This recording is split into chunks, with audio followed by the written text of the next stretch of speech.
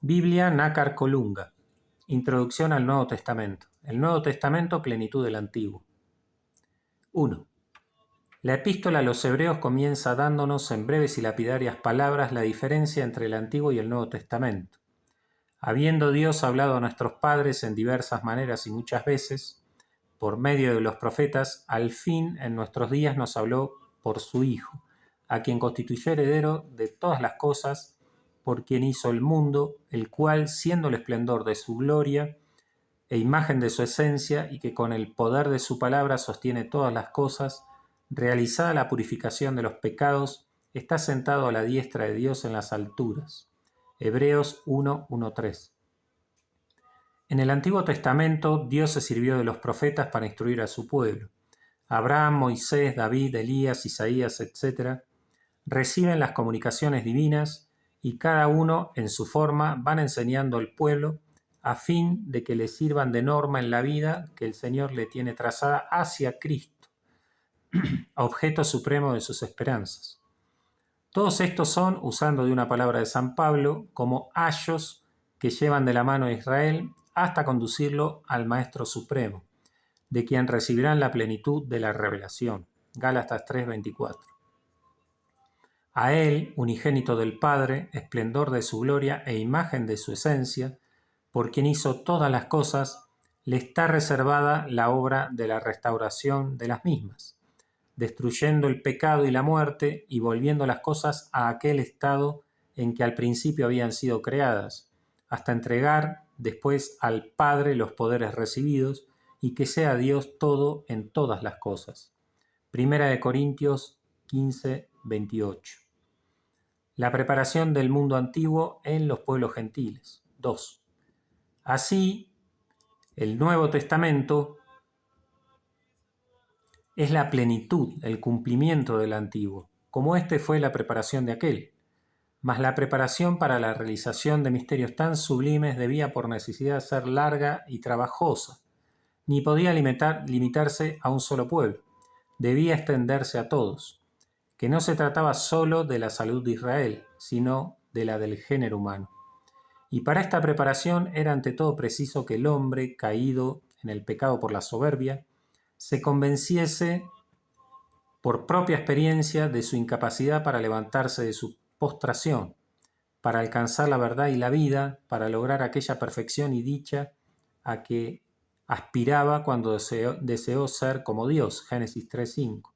San Pablo llama a estos tiempos siglos de ignorancia, en los cuales Dios, Padre Providente, no dejó de acudir a sus hijos para que siquiera a tientas le buscasen y se dispusiesen a recibir a aquel por quien tendrían la resurrección y la vida.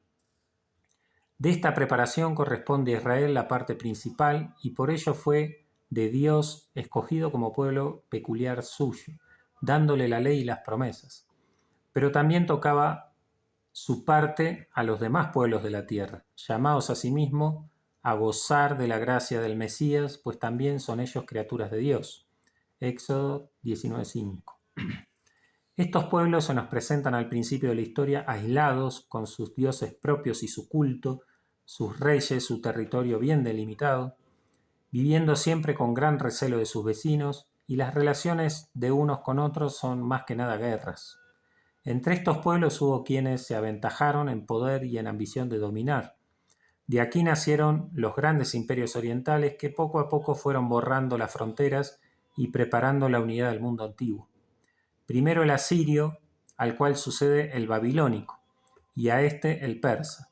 La Biblia conoce la extensión de este imperio sobre 127 provincias, que van desde la India hasta Etiopía.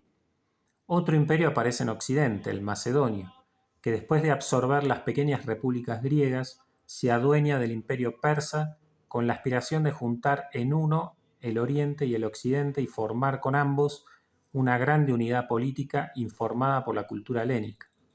El ideal de Alejandro no fue realizado por él ni por sus sucesores, pero todavía se realizó en buena parte.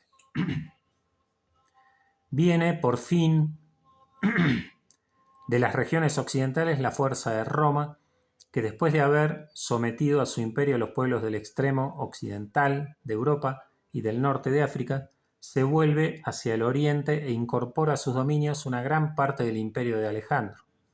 De esta suerte quedó constituida una gran unidad política que se extendía desde el Éufrates hasta el océano y desde el Rin y el Danubio hasta la cordillera del Atlas.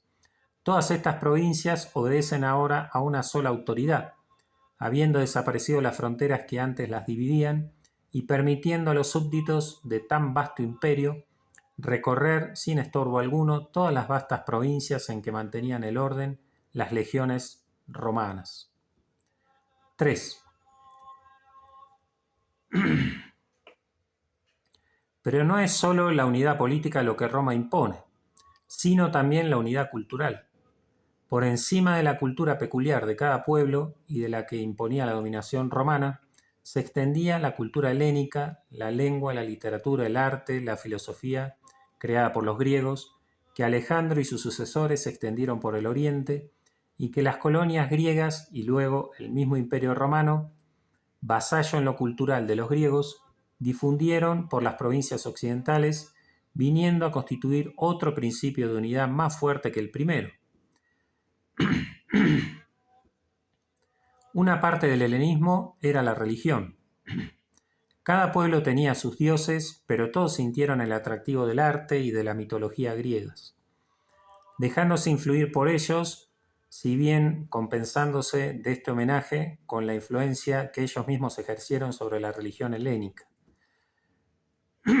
Con esto, los súbditos del Imperio Romano salieron de la estrechez de sus concepciones culturales y religiosas que antes tenían para adquirir otras más amplias, sino más verdaderas, pero sí un tanto depuradas por la filosofía y que por su universalidad los preparaba a concebir una divinidad trascendente sobre todos los pueblos y provincias.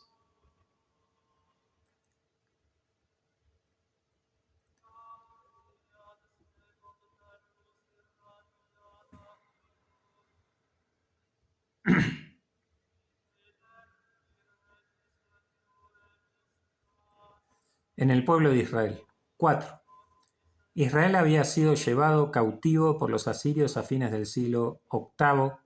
Judá, que vivió casi todo el siglo VII sometido al imperio de Nínive, pasó luego bajo el dominio de los imperios que se vinieron sucediendo en Oriente hasta la era cristiana.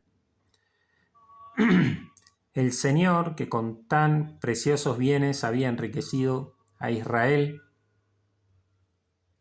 no quiso otorgarle la perpetuidad de la soberanía política.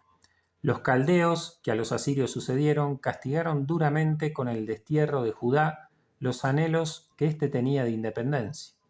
Luego pasaron a formar parte del imperio persa, más tarde del macedonio, después del sirio o egipcio, según que la suerte de las armas favorecía a uno u otro de estos reinos, siempre en lucha.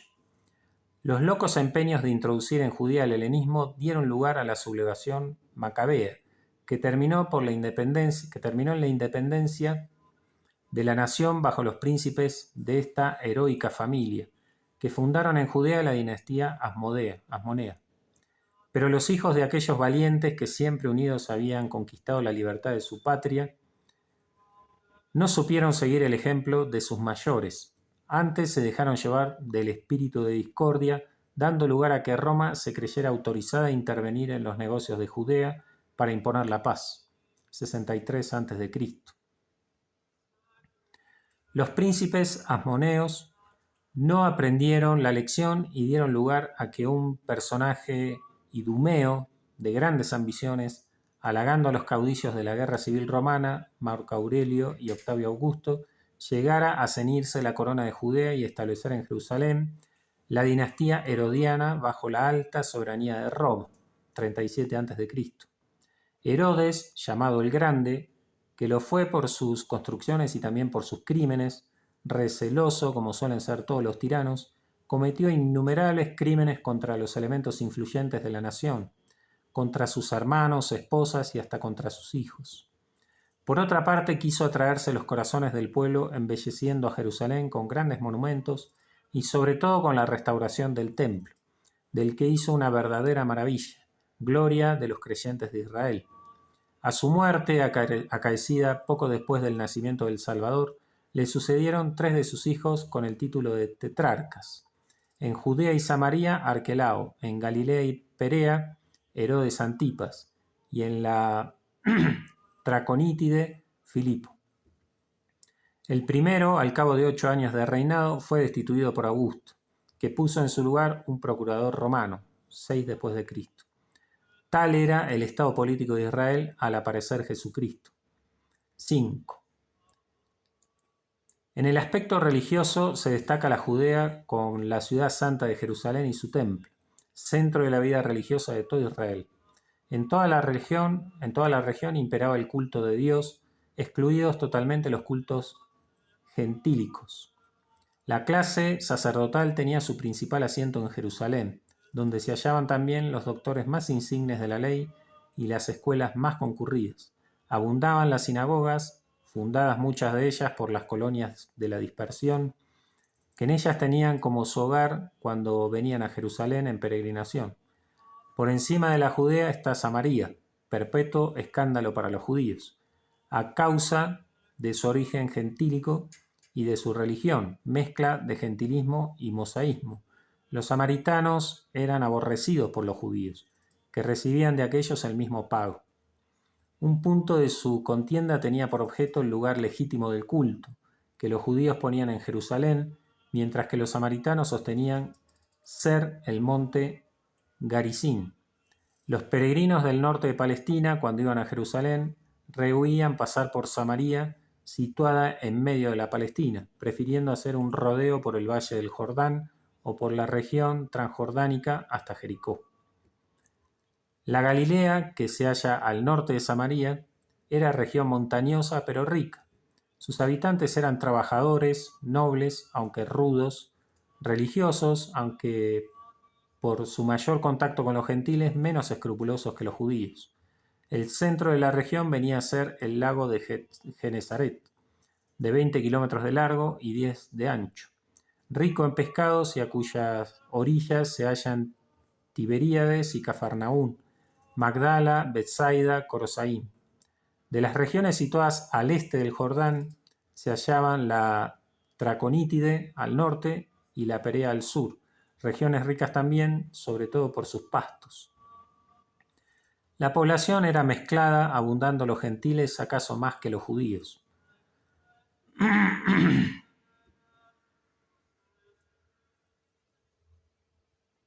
Todas estas regiones, sin excluir la Samaria, vivían en la ansiosa expectación del reino de Dios y del Mesías, y este estado de ánimo daba lugar a que de vez en cuando se levantasen algunos fanáticos que se apellidaban Mesías, y que siempre tenían quienes lo siguiesen.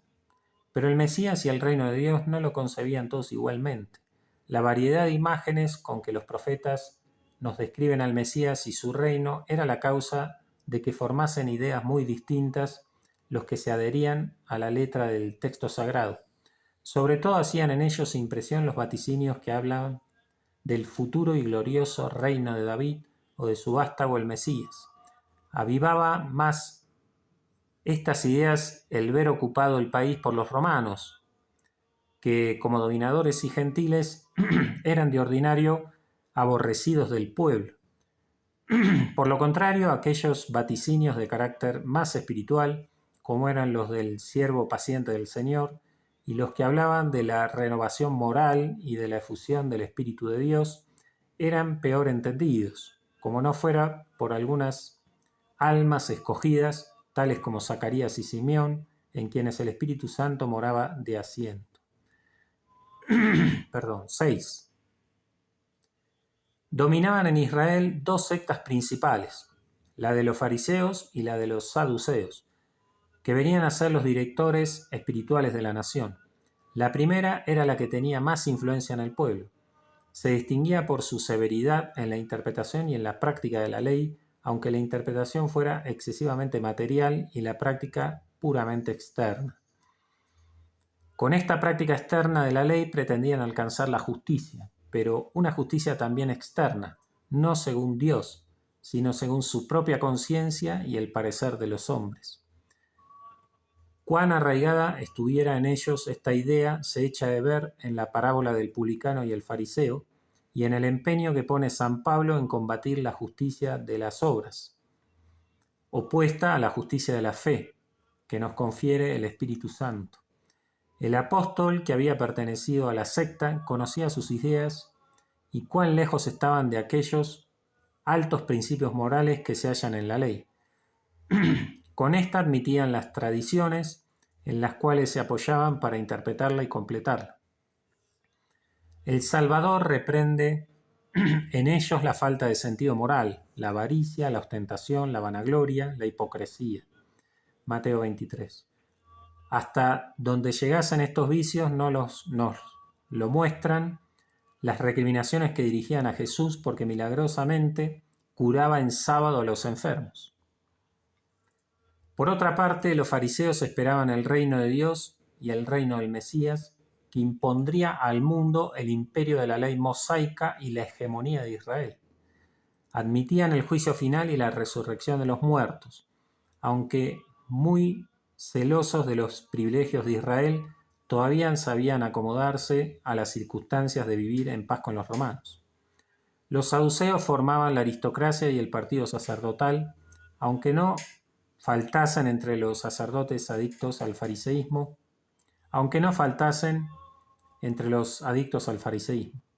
Su interpretación y sobre todo la práctica de la ley era más libre. La severidad la reservaban para las sanciones penales. Se mezclaban mucho con los gentiles y se mostraban muy complacientes con los romanos dominadores, con tal de poder disfrutar de los altos cargos de la nación.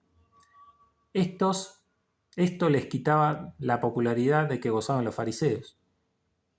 Cuanto a sus doctrinas, admitían la ley, pero rechazaban las tradiciones, negaban la providencia, la resurrección y la existencia de los espíritus. Por los evangelios conocemos además de los fariseos y saduceos a los escribas. La palabra significa el que escribe o el que sabe escribir. En los tiempos antiguos se aplicaba a los secretarios y otros funcionarios públicos. Más tarde se aplicó a los que copiaban y estudiaban la ley. Luego vino a ser sinónimo de doctor de la ley. Era un oficio importante en Israel y la mayoría de ellos era adicta al fariseísmo. 7. La Palestina, con Jerusalén y el templo como centro de ella, no era sino el hogar nacional, porque la inmensa mayoría de la nación se hallaba dispersa por todas las provincias del Imperio Romano y aún fuera de las fronteras de éste. Las deportaciones ejecutadas por los asirios primero y luego por los caldeos,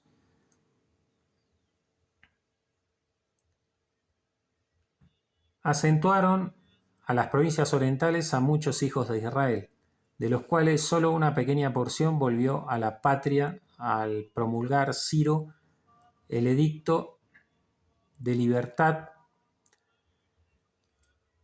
539. En los siglos posteriores, otros más abandonaron la Palestina, unas veces forzados como prisioneros de guerra, otras espontáneamente, buscando mejores condiciones de vida.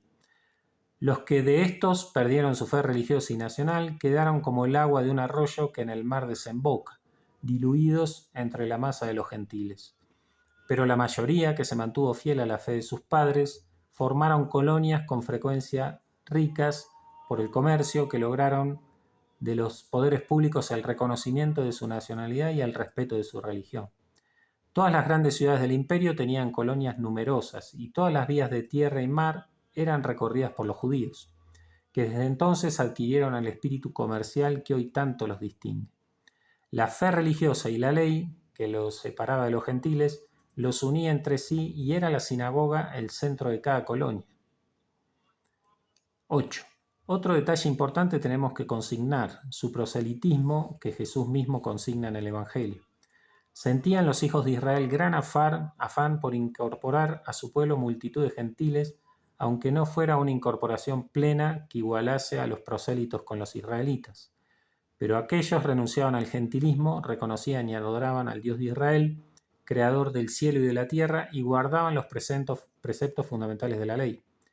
Solo por la circuncisión podían adquirir pleno derecho de ciudadanía en Israel. Éxodo 12:48 y subsiguientes. Perdón. Pero los griegos sentían repugnancia hacia este rito. ¿Cuánta influencia tuvo este proselitismo en la propagación del Evangelio? Comenzamos a notarlo en la misma historia evangélica. El centurión, cuya fe tanto alaba al Salvador, era, sin duda, un prosélito rico y generoso además, que había levantado a sus expensas la sinagoga de Cafarnaúm. Otro tanto hemos de decir del centurión Cornelio, a quien San Pedro admitió en la iglesia, pues San Pablo, que buscaba siempre las grandes ciudades, se dirigió siempre a la sinagoga, donde estaba seguro de hallar a los de su nación, a quienes se creía obligado a anunciar el reino de Dios, y con ellos a muchos prosélitos. Estos, con más agrado que los judíos, escuchaban la palabra de Dios y venían a formar los primeros sillares con que levantar el edificio de cada iglesia. De esta suerte Israel venía a completar aquella preparación de los pueblos gentiles de que antes hablamos y cooperaba, sin darse de ello cuenta, a la difusión del Evangelio. ¿Cómo el Evangelio realiza las promesas mesiánicas? 9. Por fin aparece en la tierra el Mesías, por quien tan ardientemente suspiraba Israel. ¿Cuál fue el recibimiento que le hicieron? Bien sabido es de todos. Solo algunas almas humildes y llenas del Espíritu de Dios recibieron la gracia de reconocer al Cristo del Señor. Los demás, esperando un rey glorioso que debía aparecer envuelto en la majestad de Dios, quedaron por entonces privados de aquella gracia. Cuando llegó la hora de manifestarse al mundo, comienza Jesús insistiendo en el tema de su precursor. Haced penitencia porque se acerca el reino de los cielos. El reino de Dios era la síntesis de los vaticinios proféticos y de las esperanzas de Israel. Pero, ¿cómo entendía Jesús ese reino? No hablamos en el Evangelio de una definición de lo que él entendía por reino de Dios, pero su modo de presentarse era ya un argumento claro de que su concepción no se ajustaba a la que corría entre los doctores de Israel. Por de pronto estaba muy lejos de enseñar que para tener parte en él bastara pertenecer a la raza de Abraham y estar circuncidado. La explicación más clara de Jesús está en las bienaventuranzas. En ellas se promete el reino de los cielos a los pobres de espíritu, a los mansos, a los que sienten hambre y sed de justicia, a los que lloran las miserias y los pecados del mundo, a los misericordiosos, a los de corazón limpio, a los pacíficos, a los que padecen persecución por la justicia, Mateo 5:1 y subsiguientes. Al contrario, se amenaza a los ricos, a los que ríen, a los que viven en la hartura, a los que son bendecidos del mundo, Lucas 6:24 y subsiguientes. Todo esto tiene algún parecido con el contenido de algunos salmos en que se nos presenta a los justos humillados y abatidos por los impíos, pero salvados y bendecidos por Dios. Así declaraba Jesús la naturaleza del reino de Dios, y con esto su dignidad de rey Mesías e hijo de David. Las parábolas vienen a completar estas enseñanzas del Sermón de la Montaña. 10. Los doctores oían esta doctrina y, no alcanzando su sentido, se preguntaban cuál sería la actitud de Jesús ante la ley. Contestando a sus tácitas preguntas, les responde Jesús: no he venido a abrogar la ley y los profetas, sino a cumplirlos. Ya hemos indicado cuán esclavos de la letra eran los doctores de la ley en la interpretación de esta. Jesús, a través de la letra, busca la intención del legislador divino, como ya antes habían empezado a hacer los profetas, guiados del Espíritu de Dios. Habéis oído lo que fue dicho a vuestros padres: no matarás, el que matare será reo de pena capital. Mas yo os digo que quien se irrita contra su hermano será reo de la misma sentencia. E igualmente el que le insultare llamándole tonto necio. Todo mal sentir contra el prójimo queda incluido en la provisión de la ley y sancionado con el fuego eterno. Oísteis lo que fue dicho a los antiguos: no cometerás adulterio. Pero yo os digo que quien mire a una mujer con mal deseo, ya es adúltero en su corazón. Habéis oído lo que fue dicho a los antiguos: no perjurarás, sino que cumplirás al Señor tus juramentos. Mas yo digo que no juréis en vano en modo alguno. Sean vuestras palabras sí, sí y no, no. Lo que pasa de ahí procede del mal. Finalmente habéis oído, amarás a tu prójimo y aborrecerás a tu enemigo. Pero yo os digo, amad a vuestros enemigos, haced bien a los que os aborrecen. Orad por los que os persiguen y calumnian, para que seáis hijos de vuestro Padre Celestial, que hace salir su sol sobre buenos y malos, y manda su lluvia sobre justos e injustos. Sed perfectos como vuestro Padre Celestial es perfecto. Mateo 5, 21 y subsiguientes. Tal es la interpretación que Jesús opone a los directores espirituales del pueblo judío. Para él, son esos preceptos expresión de la voluntad del Padre Celestial, de su justicia, de su santidad, de su amor paternal hacia los hombres, y a la luz de tales atributos interpreta los mandamientos de la ley mosaica. Las normas jurídicas externas, como las juzgaban los doctores de Israel, Jesús las declara normas concretas de aquel amor de Dios sobre todas las cosas y del prójimo como a uno mismo, en que se resumen la ley y los profetas. Principio sublime, inspirador de las más grandes abnegaciones de los santos. 11. En este mismo principio se inspira la interpretación de los demás preceptos religiosos a los que la ley daba grande importancia y que los doctores de Israel habían falseado con sus interpretaciones. Particularmente el precepto sabático y la ley de la limpieza habían venido a convertirse en una carga insoportable para todo israelita que tomara a pecho la exacta observancia de la ley. A ellos convenía la sentencia contenida en aquella invitación de Jesús. Venid a mí todos los que estáis fatigados y cargados, que yo os aliviaré. Mateo 11, 28. El sábado era para los doctores un día por naturaleza santo, contra el cual ningún precepto de caridad prevalecía. Las normas que de este principio se derivaban eran a manera de aros de hierro que sujetaban la conciencia y la vida del pueblo. Jesús hubo de sostener fieros combates contra las pretensiones de los escribas. Prueba de ello es aquella cuestión que una vez les propuso. ¿Es lícito en día sábado hacer bien, más bien que mal, salvar un alma, más bien que dejarla perecer? Mateo 12, 4. Esta sola pregunta basta para poner de manifiesto la falta de sentido moral de aquellos que la motivaban. Y todavía se pone esto más de relieve cuando se oye a Jesús echarles en cara que, mientras condenaban la curación milagrosa de los enfermos en día de sábado, se autorizaban a sí mismos para sacar una bestia que hubiera caído en un pozo. De ahí la conclusión del Salvador: luego es lícito hacer bien en día de sábado, Mateo 12:12. Gran maravilla es que tal conclusión necesite ser demostrada a hombres que se tenían por sabios y hacían profesión de santidad. Muy otro era el principio exegético de Jesucristo enunciado en aquella sentencia: no fue creado el hombre para el sábado, sino al contrario, el sábado fue establecido por amor del hombre. Marcos 2:27. Los doctores podían leer bien claro este pensamiento en el Deuteronomio 5:14 y subsiguiente. Igual principio sigue en la interpretación de los preceptos tocantes a la pureza legal, en cuya observancia los doctores ponían gran parte de su justicia.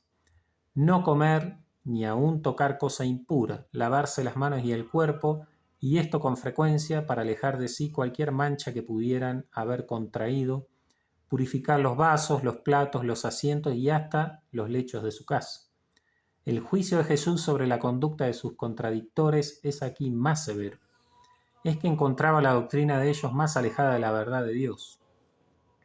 Cuando los fariseos reprendían a los discípulos de no guardar las tradiciones de los antiguos, no lavándose las manos antes de comer, les replicaba: ¿y vosotros por qué traspasáis los preceptos de Dios por amor de vuestras tradiciones? Y luego, dirigiéndose a la muchedumbre, les decía: no es lo que entra por la boca lo que mancha al hombre, sino lo que sale por la boca. Y explicando luego su pensamiento a los discípulos que no habían acabado de entenderle, les decía: ¿no comprendéis que todo lo que de fuera entra por la boca va al vientre y es luego despedido, mas lo que sale del corazón, eso sí que mancha al hombre? Porque del corazón proceden los pensamientos malos, los homicidios, los adulterios, las fornicaciones, los hurtos, los falsos testimonios, las blasfemias. Esto sí que mancha al hombre, no el comer con las manos menos limpias. Mateo 15, 1:20, Marcos 7, 1:23. 12. ¿Qué juicio formaba Jesús de los sacrificios y ofrendas, que son los principales actos de la religión? Nos lo dicen los dos textos siguientes. Si al presentar una ofrenda recordares que tu hermano tiene alguna cosa contra ti, deja tu ofrenda ante el altar y vete primero a reconciliarte con tu hermano, y luego vuelve a hacer tu ofrenda. Mateo 5, 25 y siguientes. Jesús no reprueba las ofrendas, pero les antepone la caridad y la paz con el prójimo. Y en esto no es más que el continuador de los profetas y del salmista que decía: el sacrificio grato a Dios es el del corazón contrito. Salmo 51, 19. Tampoco quiere que por los sacrificios se eche en olvido la piedad hacia los padres, y de ello arguye duramente a los escribas, llamándoles hipócritas y aplicándoles el texto de Isaías 29:13. Este pueblo me honra con los labios, pero su corazón está lejos de mí. Mateo 15:4. Pero sobre todo nos revela la mente de Jesús acerca de estos actos del culto el episodio referido por San Lucas 21:1 subsiguientes. Miraba el maestro cómo los peregrinos ricos echaban sus ofrendas en el tesoro del templo. Entre ellos, confundida, se acerca una pobre viuda que echó unos céntimos.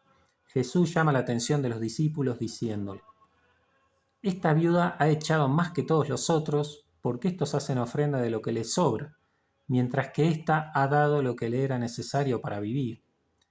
Según esto, no es el don material lo que cuenta ante Dios, sino la devoción con que se ofrece.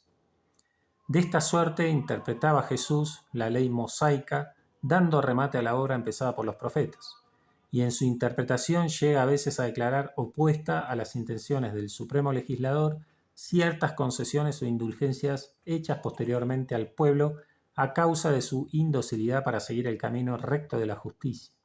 Tal es el caso del repudio que Jesús declara contrario a la primera institución divina del matrimonio. Con esto la ley mosaica adquiere un valor espiritualista y, reducida a estos principios universales, se hace adaptable a todos los pueblos. 13. Es también muy de notar la interpretación de Jesús sobre aquella parte tan notable de preceptos que tocan a la vida política y social del pueblo israelita. Precisamente fueron estos los que contribuyeron más poderosamente a exaltar el nacionalismo del pueblo judío. Jesús se desliga de ellos, considerándolos como un lastre demasiado pesado para elevar las almas a Dios. En su conducta personal se atiene a las leyes establecidas y nadie pudo nunca acusarle con razón de rebelde a la ley y perturbador del orden. Cuando le piden su intervención en algún pleito, se excusa declarándose incompetente. Lucas 12:14. Los doctores, queriendo tenderle un lazo, le proponen aquella cuestión torturadora de muchas conciencias israelitas: ¿es lícito pagar tributo al César o no es lícito?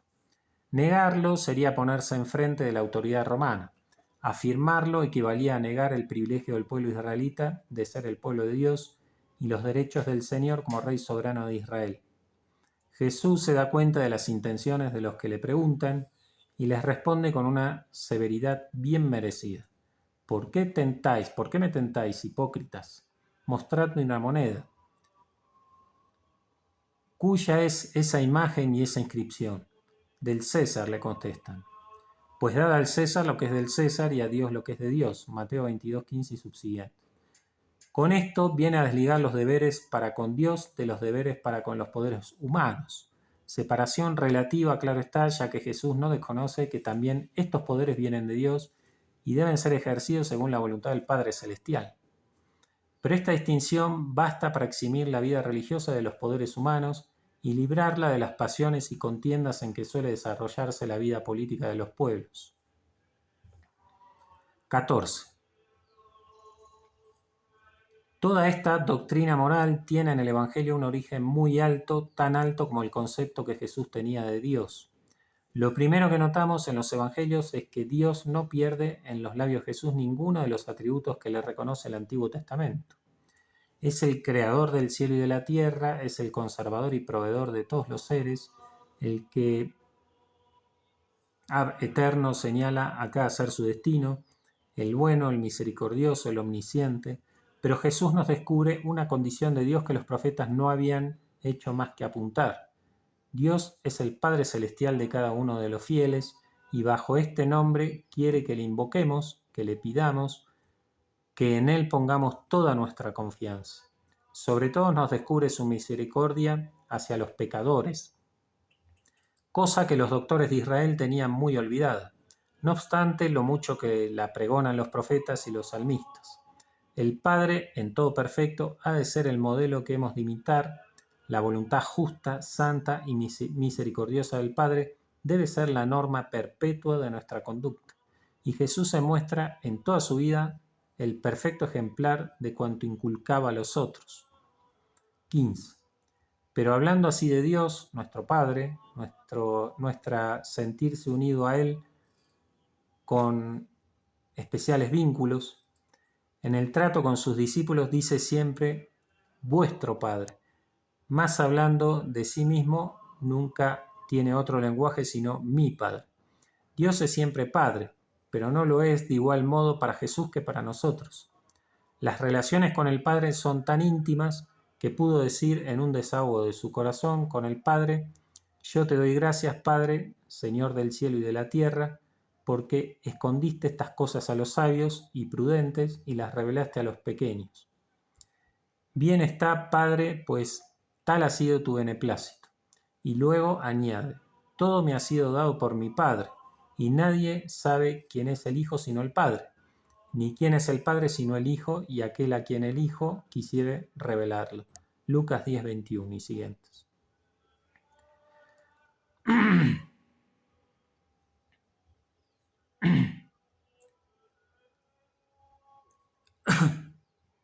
Admirables sentencias que nos ponen en las manos la llave para abrirnos la inteligencia del prólogo de San Juan, de los misteriosos discursos de Jesús que el discípulo amado recogió en su Evangelio, y la de las profundas instrucciones sobre el misterio de Jesús y de su misión salvadora que el mismo San Juan y San Pablo nos han dejado consignadas en sus inspiradores escritos.